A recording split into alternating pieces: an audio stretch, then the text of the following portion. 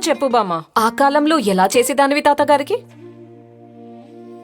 నీ చేతిలో మ్యాజిక్ ఉందా అమ్మా? ఆ మ్యాజిక్ అమ్మ చేతితో పాటు బాంబినోది కూడా. సో బ్రేక్ఫాస్ట్, లంచ్, డిన్నర్ ఎన్ని వెరైటీలైనా ఒకటే సొల్యూషన్, బాంబినో.